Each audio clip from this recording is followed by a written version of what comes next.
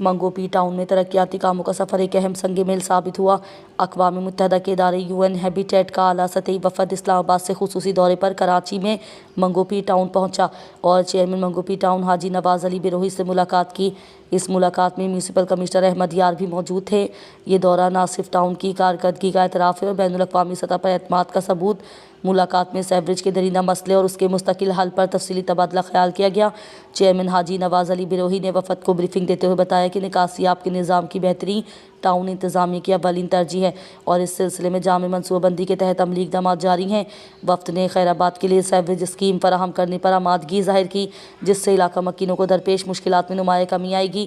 اسی طرح پختون آباد کے لیے ایک بڑے فلاحی منصوبے کمیونٹی ہال یا اسکول میں سے کسی ایک کی فراہمی کا بھی اعلان کیا گیا تاکہ مقامی آبادی کو تعلیمی و سماجی سہولیات میسر آ سکیں اور نوجوان نسل کو مثبت سرگرمیوں کے مواقع فراہم ہوں۔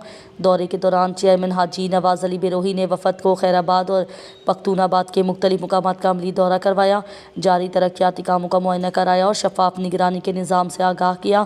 وفد نے چیئرمین کی قیادت، عوامی خدمت کے جذبے، موقع پر موجود رہ کر نگرانی کرنے کی روایت اور ترقیاتی کاموں کے معیار کو بے حد سراہا۔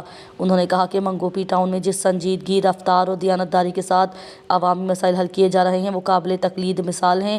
دورے کے اختتام پر چیئرمین منگوپی ٹاؤن نے مہمانوں کو سندھ کی ثقافتی پہچان اجرک کا تحفہ پیش کیا جو روایتی مہمان نوازی اور بین الاقوامی تعاون کی خوبصورت علامت بن گیا۔